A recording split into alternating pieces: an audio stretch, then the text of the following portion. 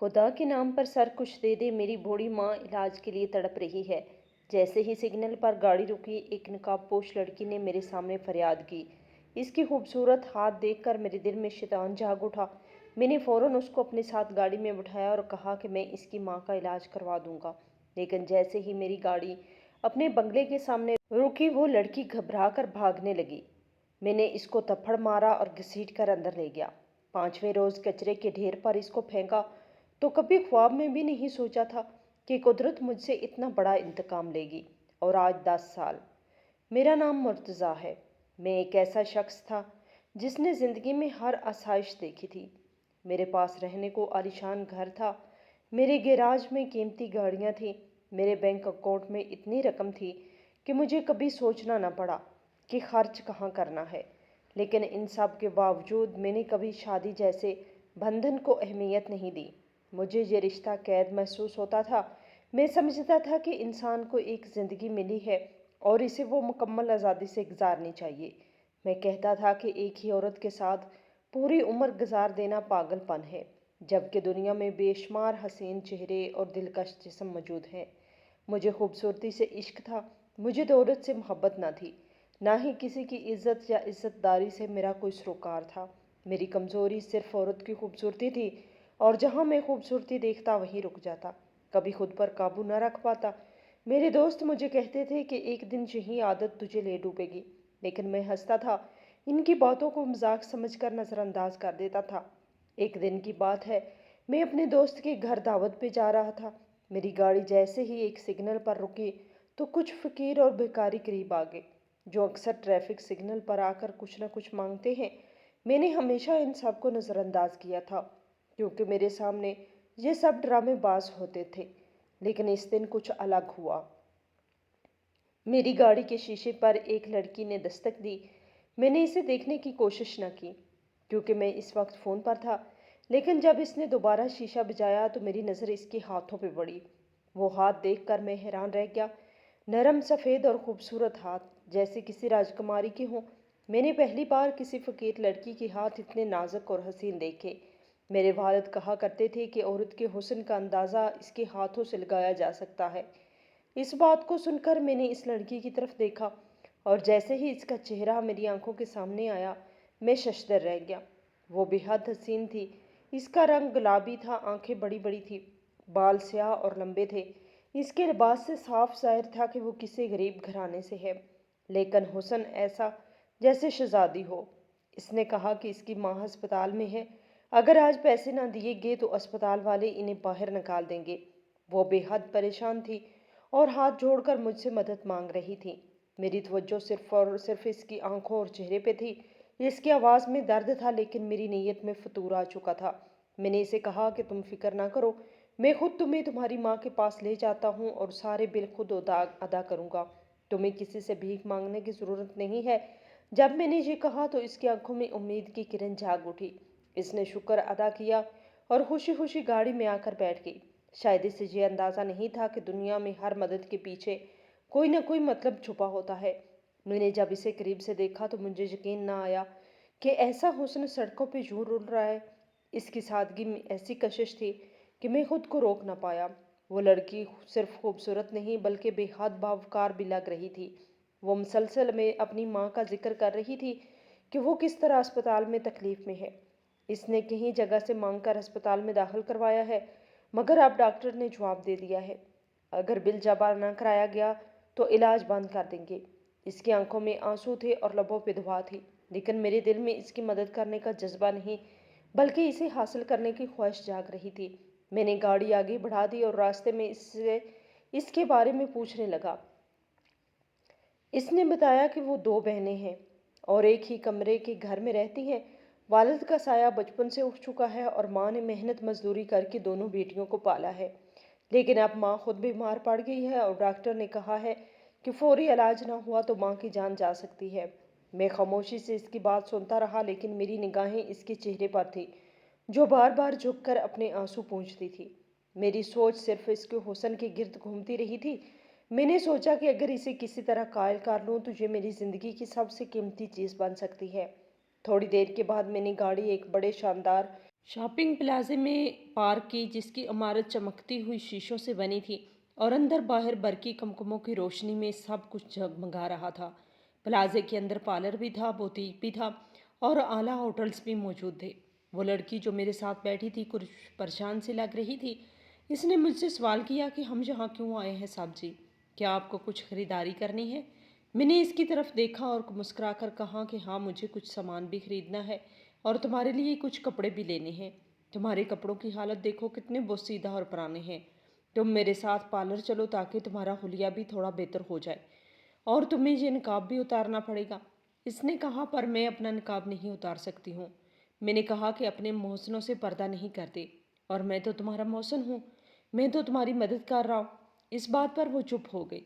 मैंने इसे कहा कि मैं हर तरह से तुम्हारी मदद करूँगा, फिर मैं तुम्हें कपड़े भी दिलाऊंगा और इसके बाद तुम्हें अस्पताल भी ले चलूँगा जहाँ तुम्हारी माँ दाखिल है। इसने फ़ौरन इनकार करते हुए कहा कि साहब जी, मेरी माँ की तबीयत बहुत ज़्यादा ख़राब है, हम पहले वहाँ चले, इसके बाद आप मुझे पैसे दे देना, मैं खुद कपड़े ले लूँगी। लेकिन मैंने इसकी बात काट दी और कहा कि देखो, अगर तुम्हें वाकई मदद चाहिए तो वो मेरी मर्ज़ी के मुताबिक होगी और अगर तुम्हें मेरी शर्त कबूल नहीं तो मैं अभी के अभी तुम्हें वापस इसी जगह छोड़ देता हूँ जहाँ से तुम्हें उठाया है। ये बात सुनकर वो लड़की घबरा गई, इसके चेहरे का रंग उड़ गया और इसने हाथ जोड़ते हुए कहा कि नहीं साहब जी, माफ़ कर दें, मेरे मुंह से ऐसे ही बात निकल गई, आप जैसे कहेंगे मैं वैसा ही करूँगी। मैंने इसे पार्लर की तरफ इशारा करते हुए कहा कि चलो फिर मेरे साथ। और जैसे ही हम पार्लर में दाखिल हुए, वहाँ की मालकिन जो एक दरमियानी उम्र की औरत थी मुझे पहचान गई। वो होश इखलाकी से मुस्कुराकर बोली, अरे ये तो बड़े साहब हैं। मैंने इसे कहा कि देखो, ये लड़की मेरे साथ है, इसे ज़रा साफ सुथरा कर दो, इसे ऐसे तैयार करो कि देखने वाला देखता रह जाए। पार्लर वाली ने इस लड़की की तरफ देखा और बोली, साहब जी, ये तो वैसे ही बड़ी प्यारी है। मैंने कहा कि हाँ है तो प्यारी, लेकिन इसे निखार दो ताकि इसके हुस्न में और भी इजाफा हो जाए। इसने कहा, फिक्र न करें, जैसे आप कहेंगे वैसा ही होगा। मैंने बाहर जाकर कपड़े सेलेक्ट किए जो मेरे हिसाब से इस पर जचते थे और वो भी अंदर भिजवा दिए।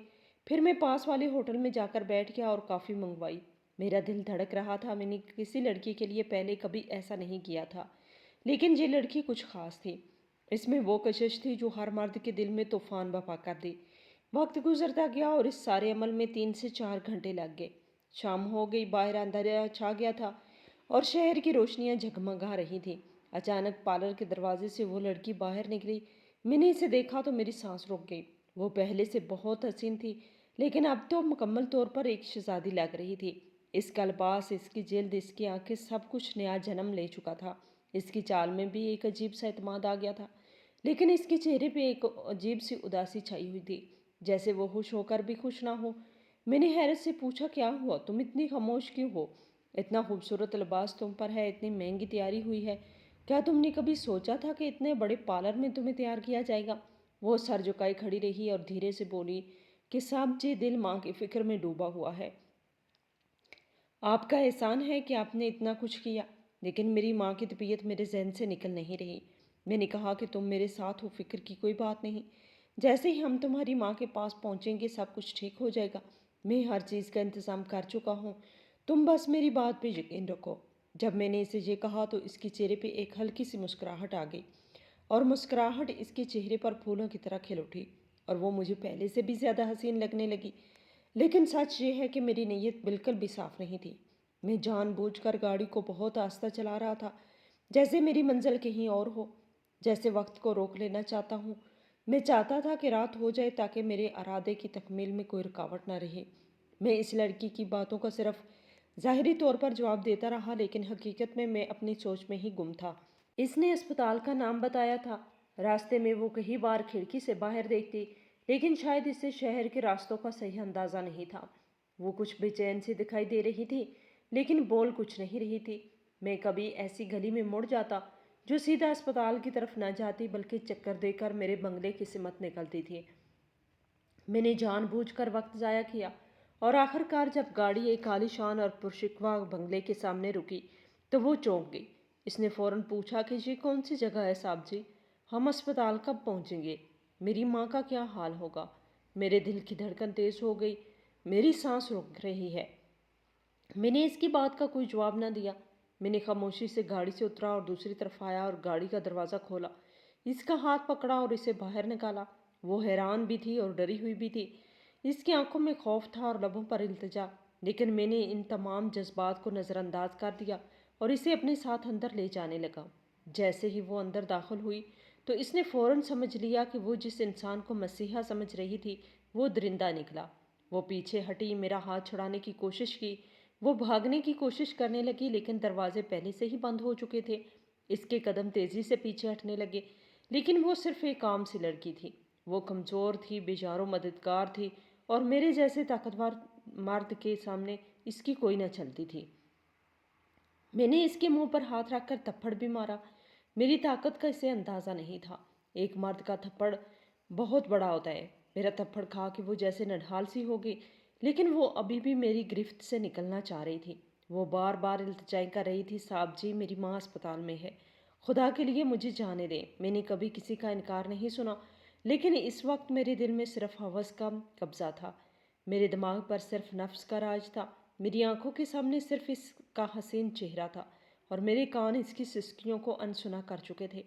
میرے اس کی کسی بات پر اثر نہیں ہوا تھا۔ میں اسے اپنے گھر میں لے گیا۔ یہ میرا گھر تھا، یہ میری بادشاہت تھی۔ یہاں ایسا کوئی نہیں تھا جو مجھ سے سوال کر سکتا۔ میرا جو دل کرتا میں وہی کرتا۔ دو ہی نوکر تھے میرے، ایک باہر کے کاموں کے لیے اور ایک گھر کی صفائی کے لیے، اور ان دونوں میں بھی کوئی عورت نہیں تھی۔ وہ دونوں ہی مرد تھے اور میرے بڑے وفادار تھے۔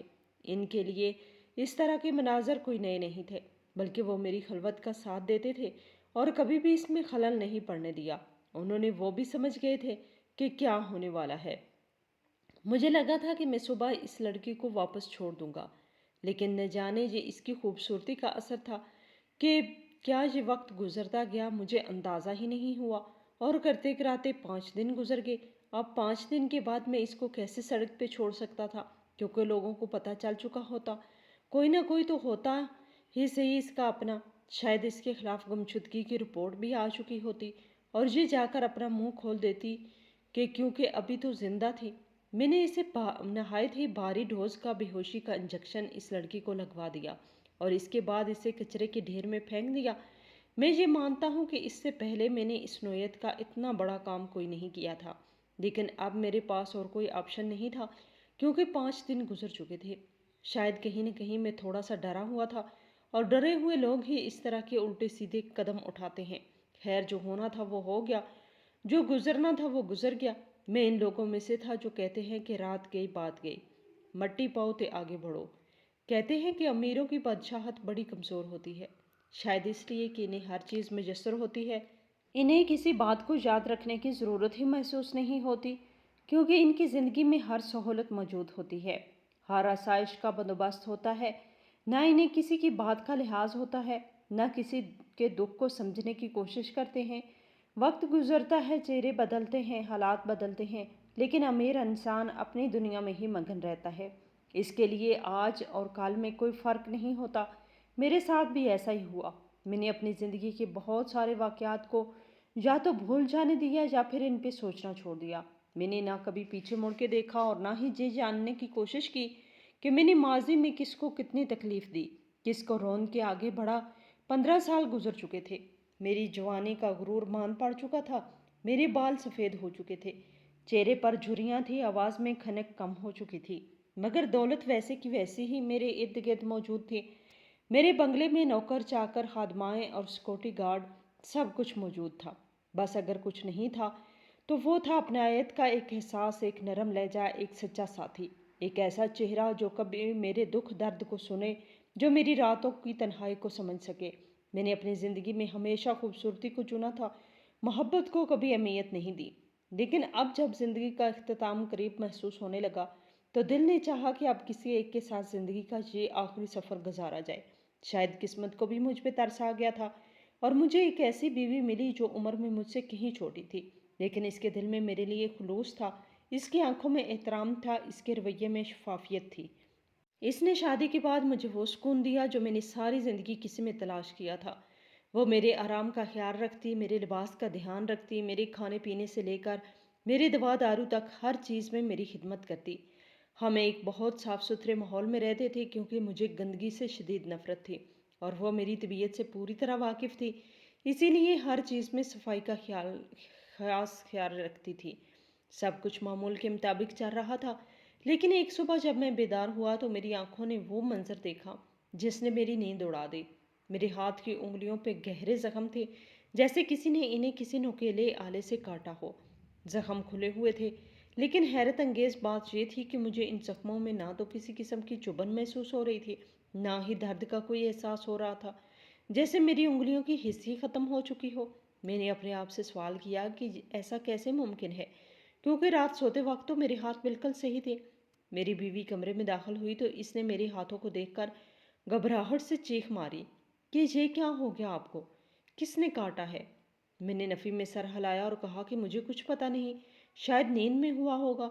इसने फ़ौरन कहा मैं पायोडीन लेके आती हूँ और स्पिरिट के साथ साफ़ करके पट्टी लगा देती हूँ ताकि इन्फेक्शन ना हो। जैसे ही इसने ज़ख्मों पर दवा लगाई मुझे यकीन था कि बहुत जलन होगी, लेकिन हैरत की बात यह थी कि मुझे किसी किस्म की कोई जलन महसूस ही ना हुई। जैसे ज़ख्म तो थे, लेकिन जिस्म ने इनको महसूस करना छोड़ दिया था। ये सब मेरे लिए हैरानकुन था। मैंने दिल में सोचा कि शायद दवा का असर कम हो या शायद जख्म ऊपर से नज़र आ रहे हो, अंदर गहराई में ना गए हों, इसीलिए तकलीफ़ महसूस नहीं हुई। लेकिन बात यहाँ ख़त्म नहीं हुई। अगले दिन जब मैं बेदार हुआ तो मैंने देखा कि अब मेरे दूसरे हाथ की उंगलियां भी वैसे ही जख्म नमूदार हो चुके थे, जैसे किसी ने ख़ास वक्त पर आकर इन्हें काट दिया हो। लेकिन ना खून का बहुत ज़्यादा था, ना ही कोई दर्द था, जैसे किसी ने महारत से काम लिया हो। मेरी बीवी रोज़ मेरे हाथों पे दवा लगाती, रोज़ पट्टी बदलती, लेकिन मेरे दिल में एक अनजाना सा खौफ बैठ चुका था। मुझे लगता था कि मेरे साथ कोई मानवी वाक़या हो रहा है, कोई ऐसी ताकत जो मेरे वजूद को ज़ख्मी कर रही है, जो मेरे होश में आने से पहले गायब हो जाती है। और मेरी नींद इतनी गहरी होती है कि मुझे कुछ पता ही नहीं चलता कि मेरे साथ क्या हो रहा है। ना कोई शोर सुनता हूँ, ना कोई ख्वाब दिखाई देता है, ना ही जिस्म में दर्द महसूस होता है। सिर्फ सुबह जागने पर उंगलियों के ऊपर जख्म मिलते हैं जिनकी कोई वजाहत मेरे पास मौजूद नहीं होती। ये सिलसिला रोज़ का मामूल बनता जा रहा था। एक तरफ खामोशी थी, दूसरी तरफ हैरानगी, तीसरी तरफ बीवी की परेशानी और सबसे बढ़कर मेरे अंदर पैदा होता हुआ वो डर जो मुझे चैन से जीने नहीं दे रहा था। मेरा एक ही करीबी दोस्त था जो मेरे हर दुख सुख में मेरे साथ खड़ा था। इसने जब मेरे हाथों और पैरों के जख्मों के बारे में सुना तो वो एकदम संजीदा हो गया और कहने लगा कि देखो अब तुम बूढ़े हो गए हो और तुम्हारी सारी दौलत तुम्हारे नाम पर है, लेकिन तुम्हारे जाने के बाद ये सब तुम्हारी बीवी का हो जाएगा। तुमने कभी सोचा कि कहीं वही तो तुम्हें कुछ नहीं कर रही, वो तुम्हारे साथ ऐसा कुछ कर रही हो कि तुम्हें डर के मारे खुद ही इस दुनिया से चले जाओ और इस को सब कुछ मिल जाए। मैंने हैरत से इसकी तरफ देखा और कहा कि अब मैं क्या करूं, किस पर एतबार करूं? तुम तो मेरे बचपन के दोस्त हो। अगर तुम ही ऐसा कह रहे हो तो दिल में वाकई शक बैठने लगा है। वो कहने लगा कि तो तुम एक काम करो, तुम अपने कमरे में एक सीसीटीवी कैमरा लगा दो और पता चले कि रात को जब तुम सोचते हो तो आखिर होता क्या है और तुम्हारे साथ ऐसा कौन कर रहा है। मैंने इसकी बात मान ली क्योंकि अब मेरे पैरों की उंगलियों पर भी वैसे ही जख्म बनने लगे थे जैसे पहले मेरे हाथों पर थे। मुझे अब ये सब कुछ इत्तेफाकी नहीं लगता था, इसीलिए मैंने अपने कमरे में एक खुफिया कैमरा लगा दिया और इसे ऐसी जगह छुपाया जहाँ किसी की नज़र ना जा सके। मैं मुतमिन था कि अब सच सामने आ जाएगा, लेकिन अगली सुबह जब मैं नींद से उठा और वीडियो देखने की तैयारी कर रहा था तो मेरी बीवी ने कमरे में कैमरा देख लिया। वो एकदम गुस्से में आ गई, इसकी आंखों में आंसू थे और चेहरा गुस्से से लाल हो गया था। इसने कहा कि आपने मुझ पे शक किया, आपने मेरे ऊपर कैमरा लगाया, आपको शर्म नहीं आई? मैं आपकी फ़िक्र में अपनी जान दे रही हूँ और आप मुझे मशकूक समझ रहे हैं। सच कहते हैं लोग कि आप एक बुरे और खुदगार्ज इंसान हैं। पता नहीं मैंने आपसे शादी क्यों की। मैं भी गुस्से में आ गया क्योंकि मैं पहले ही शक के दायरे में था। मैंने कहा कि तुम्हें नहीं पता, तुमने मुझसे शादी सिर्फ पैसे के लिए की है। अब मेरे पास सबूत आने वाला है तो तुम मुझसे झगड़ा कर रही हो। निकल जाओ मेरे घर से। मैंने इसे अपने घर से निकाल दिया। मुझे इस वक्त कोई अफसोस नहीं था क्योंकि मेरा दिल मुकम्मल तौर पर पत्थर हो चुका था। मुझे पूरा यकीन था कि वीडियो में कुछ ना कुछ ऐसा ज़रूर होगा जो मेरे शक को हकीकत बना देगा। लेकिन जब मैंने वो वीडियो देखी तो मेरे कदमों के नीचे से ज़मीन निकल गई। मेरे जिस्म में एक सर्द लहर दौड़ गई। मैंने अपनी आंखों से वो मंजर देखा जिस पे यकीन करना बहुत ही मुश्किल था। वीडियो में मेरे हाथों और पैरों के करीब कुछ चूहे बैठे हुए थे। वो मेरे जिस्म को काट रहे थे, मेरे गोश्त को खा रहे थे, लेकिन मैं तब भी बेखबर सो रहा था, जैसे मेरे जिस्म में कोई जान ही नहीं थी, जैसे मुझे किसी चीज़ का कोई एहसास ही नहीं था। मुझे अपने वजूद से कराहत आने लगी। मैं फ़ौरन बाथरूम में गया और पानी के नीचे खड़ा हो गया। मैं बार बार नहाता रहा, जैसे मैं अपने जिस्म से वो मंजर धोना चाहता था, लेकिन वो मंजर मेरी आंखों के सामने से हटने का नाम ही नहीं ले रहा था। मैं सीधा डॉक्टर के पास गया और इसे सारी वीडियो दिखाई। मैंने कहा कि ये क्या हो रहा है मेरे साथ। डॉक्टर ने वीडियो देखी और संजीदगी से कहा कि आपको कूड़ की बीमारी हो गई है। इसमें इंसान को दर्द महसूस होना बंद हो जाता है, क्योंकि दर्द हमारे जिस्म का अलार्म होता है। अगर कहीं तकलीफ हो तो दर्द हमें बताता है कि कुछ गलत हो रहा है, लेकिन जब दर्द ख़त्म हो जाए तो इंसान का जिस्म एक जिंदा लाश बन जाता है और ऐसे जिस्म को मुख्तलिफ की जानवर और कीड़े मकोड़े खाने लगते हैं और इंसान को खबर तक नहीं होती। यही वजह है कि आपके जख्मों से आपको कोई दर्द नहीं हो रहा, बल्कि आपको पता भी नहीं चल रहा कि आपके जिस्म के साथ क्या हो रहा है। मैं सुनकर सकते में आ गया। मेरी रूह कांपने लगी। मेरे जिस्म से अजीब सी बू आने लगी, जैसे मेरे अंदर कुछ सड़ रहा हो। डॉक्टर ने कहा कि ऐसे मरीज के जिस्म से एक ऐसी बदबू निकलती है जो जंगली जानवरों को अपनी तरफ खींच लेती है, चाहे वो मरीज साफ सुथरी जगह पर रहता हो। जानवर इस तक पहुंच ही जाते हैं और यही वजह है कि चूहे आपके करीब आकर आपके जिस्म को नुकसान पहुंचा रहे हैं और इस बीमारी का कोई इलाज मुमकिन नहीं। अब आपके जिस्म में इन्फेक्शन फैलना शुरू हो गया। ये इन्फेक्शन आस्ता आस्ता पूरे जिस्म को अपने लपेट में ले लेगा। ये सुनकर मैं अंदर से टूट गया था, जैसे किसी ने मेरे अंदर तमाम उम्मीद को जला के राख कर दिया हो। मैं बाज़ाहिर जिंदा था, लेकिन अंदर से ख़त्म हो चुका था। मैं वापस घर आ गया। दिल में एक अजीब सी बेचैनी थी। डॉक्टर ने जो बातें कही वो मेरे दिलो दिमाग में हथौड़े की तरह बज रही थी। इसने कहा था कि आपके पास हर वक्त कोई होना चाहिए, ख़ास तौर पर कोई ऐसा शख्स जो रात को जागता हो, ताकि किसी भी ख़तरनाक वक्त में आपकी मदद हो सके। मैंने बेबसी से इसे कहा, मेरा तो कोई नहीं। एक बीवी थी जिसे भी मैंने अपनी बदज़बानी और बदगुमानी की वजह से जलील करके घर से निकाल दिया था। इसने अफसोस से सर हिलाया और कहा कि अगर मुमकिन हो तो इसे मना ले। मैंने थोड़ी देर तरद्दुद के बाद अपनी बीवी को फ़ोन किया और अपनी ज़िंदगी में पहली मर्तबा किसी से माफ़ी मांगी।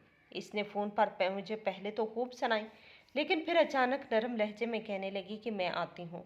थोड़ी देर बाद वो आ गई, लेकिन अब इसका रवैया पहले जैसा नहीं था। अब इसके लहजे में मोहब्बत की जगह हमदर्दी थी, या शायद तरस था। मैंने इसे सारी बात खुल के बता दी।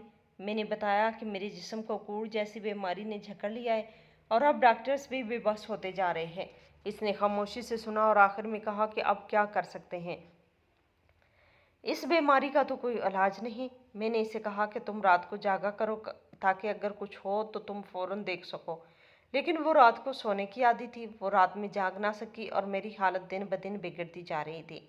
मेरे जिस्म से उठने वाली बू अब नाकाबिले बर्दाश्त हो गई थी। मेरे दिल के अंदर से भी अब एक अजीब सी आवाज़ आती थी, जैसे कोई कह रहा हो कि ये सब तुम्हारे किए का नतीजा है, ये सब माजी के गुनाहों की सज़ा है। मेरे सामने मेरे वो गुनाह थे जो मैंने अपनी ताकत, अपनी दौलत के नशे में किए थे, और अब इनके अंजाम के तौर पर मैं टूट रहा था।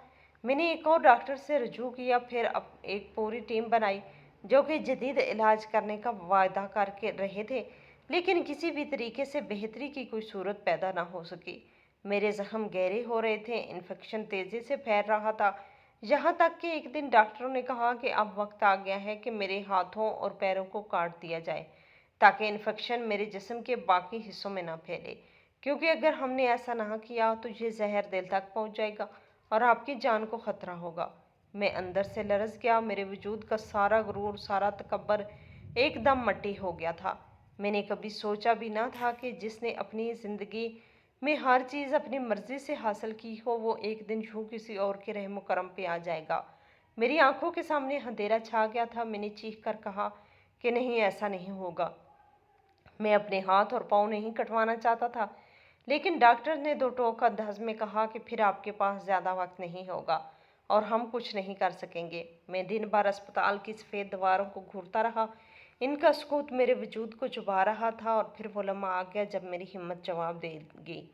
मैंने हार मान ली। मैंने हल्की से सर हिलाकर इजाज़त दे दी कि मुझे मेरे हाथों और पैरों से महरूम कर दिया जाए। मेरी बीवी मेरे पास खड़ी रो रही थी, नर्सें खामोशी से तैयारी कर रही थी, और मैं पत्थर बना सब कुछ देख रहा था। वो लम्हा, वो अजियत, वो तकलीफ़ मैं बयान नहीं कर सकता कि एक ज़िंदा इंसान जब अपने जिस्म के टुकड़े से महरूम होने की इजाज़त दे तो इसके दिल पर क्या बीतती है। ये मैं ही जानता हूँ, यही मेरी सज़ा थी। اب سمجھ چکا تھا کہ زندگی میں ہر ظلم کا بدلہ ملتا ہے، ہر گناہ ایک دن کسی نہ کسی شکل میں انسان کے سامنے آتا ہے۔ یہ بیماری کبھی بھی ختم نہیں ہونے والی تھی اور میں بھی ختم نہیں ہو رہا تھا، زندہ تھا، مگر ایک ایسے جسم کے قید میں جو اب کسی کام کا نہیں رہا تھا، پورے کا پورا محتاج ہو چکا تھا، نہ خود سے پانی پی سکتا تھا، نہ کھانا کھا سکتا تھا، نہ بستر سے اٹھ سکتا تھا، صرف ایک سانس لینے کی صلاحیت بچی تھی، وہ بھی شاید اس لیے کہ میں اپنی سزا مکمل طور پر بھگت سکوں۔ میرے ساتھ اس وقت صرف ایک عورت ہے، وہی عورت جسے میں نے کبھی کمتر سمجھا تھا، وہی بیوی جسے میں نے بے عزت کر کے گھر سے نکالا تھا۔ وہ آج میرا سب سے بڑا سہارا ہے، وہی میرا ہاتھ ہے، وہی میرا پاؤں ہے، وہی میری آنکھ ہے، وہی میری زبان ہے۔ میں ہمیشہ کہتا تھا کہ جو انسان ساری زندگی ایک ہی عورت کے ساتھ گزار دے وہ پاگل ہے، اور آج میری ساری دنیا وہی ایک عورت بن چکی ہے۔ مجھے آج یہ احساس ہوتا ہے کہ نکاح کتنا عظیم رشتہ ہے، شادی کتنی خوبصورت چیز ہے، یہ رشتہ کتنا مقدس ہوتا ہے جب اس میں وفا، قربانی اور محبت شامل ہو۔ لیکن اب دیر ہو چکی تھی، میری حالت ایسی تھی کہ میں اپنے قدموں پہ کھڑا ہو کر اس عورت کا محافظ بھی نہیں بن سکتا تھا جو آج میرے لیے ہر درد سہ رہی تھی، ہر لمحہ میری خدمت کر رہی تھی۔ میرے دل میں ہر وقت ایک خلش رہتی ہے، ایک کسک، ایک پچھتاوا جو کبھی ختم نہیں ہوتا۔ آج مجھے شدت سے وہ لڑکی یاد آتی ہے جسے میں نے ایک دن صرف اپنی ہوس کی خاطر فریب دے کر اس کی ماں سے دور کر دیا تھا۔ وہ معصوم سی بچی جو صرف اپنی ماں کی خدمت کرنا چاہتی تھی اور میں نے اسے اپنی خود غرضی کے بھینٹ چڑھا دیا تھا۔ مجھے نہیں پتا کہ وہ لڑکی بچی بھی ہوگی یا نہیں، اس کی ماں زندہ رہی ہوگی یا مر گئی ہوگی، لیکن اتنا ضرور پتا ہے کہ میں نے ان دونوں کے ساتھ بہت برا کیا تھا، اور جو بھی ہو رہا تھا وہ میرے اعمال کا بدلہ ہے۔ میں اب دن رات مرنے کی دعائیں کرتا ہوں، لیکن موت مجھ سے ناراض ہے۔ میری زندگی اب صرف ایک اذیت بن چکی ہے، ایک لمحہ ایسا نہیں گزرتا جب میں اندر سے نہ ٹوٹ رہا ہوں۔ میں نے اپنی تمام جائیداد، اپنا سب کچھ اپنی بیوی کے نام کر دیا ہے، جس نے ان لمحوں میں میرا ساتھ نہیں چھوڑا۔ میں نے ایک چھوٹا سا ٹرسٹ بھی بنایا ہے جہاں روزانہ غریبوں کو مفت کھانا دیا جاتا ہے۔ میری خواہش ہے کہ اگر میں دنیا سے چلا جاؤں تو میرے نام پر کوئی ایسا عمل باقی رہے جو کسی کو فائدہ دے، کسی کے دل سے میرے لیے دعا نکلے، شاید میری آخرت بہتر ہو جائے، کیونکہ میں تو مرنے سے بھی ڈرنے لگا ہوں، اس ڈر سے کہ میں اللہ کو کیا منہ دکھاؤں گا۔ اس نے مجھے دولت دی، طاقت دی، عزت دی، اور میں نے اس کا استعمال گناہوں کے لیے کیا۔ میں نے کسی کو سہارا دینے کی بجائے اسے زمین پر گرا دیا، میں نے کسی کی مدد کرنے کی بجائے اس کی عزت کو پامال کیا، اور آج قدرت نے مجھے ایسا بنا دیا کہ میں عبرت کا نشان بن چکا ہوں۔ میرے ارد گرد کے لوگ میری حالت دیکھ کر عبرت پکڑتے ہیں، لوگ اپنے بچوں کو میرے قصے سنا کر نصیحت کرتے ہیں کہ اب آخری سانسوں کی طرف بڑھ رہا ہوں۔ میری آنکھیں روز آسمان کی طرف اٹھتی ہیں اور میں اپنے گناہوں کی معافی مانگتا ہوں۔ میں اب اس دنیا میں کچھ نہیں چاہتا، صرف یہی دعا کرتا ہوں کہ میرا رب مجھے معاف کر دے، اور اگر میرے کسی عمل سے کسی کا بھلا ہو جائے تو وہ میرے لیے بخشش کا ذریعہ بن جائے۔ زندگی بہت قیمتی چیز ہے، اسے فضول خواہشات کی بھینٹ مت چڑھاؤ۔ دولت، طاقت اور اختیار ہمیشہ نہیں رہتے، انسان کو ہمیشہ وہی چیز بچاتی ہے جو اس نے دوسروں کے لیے کی ہو۔ کسی کے لیے آسانی بنو، کسی کی دعائیں لو، کیونکہ یہی دعائیں ہی تمہیں اس وقت سہارا دیتی ہیں جب تمہارا جسم تمہارا ساتھ چھوڑ دیتا ہے۔ یاد رکھو، کسی کے ساتھ کیا گیا ظلم ایک دن تمہیں ضرور واپس ملتا ہے، اور اس وقت تمہارے پاس صرف پچھتاوا ہوتا ہے۔ اگر تم طاقتور ہو تو اسے نرمی میں استعمال کرو، کیونکہ کل جب تم کمزور ہوگے تو وہی طاقت تمہیں برباد کر سکتی ہے۔ کہانی ختم ہوئی، عبرت شروع ہوئی۔ ہماری آج کی یہ کہانی آپ کو کیسی لگی؟ کمنٹ باکس میں اپنی رائے کا اظہار ضرور کریں، اور مزید اس طرح کے سبق آموز کہانیاں سننے کے لیے ہماری ویڈیو کو لائک کریں، شیئر کریں اور ہمارے چینل کو سبسکرائب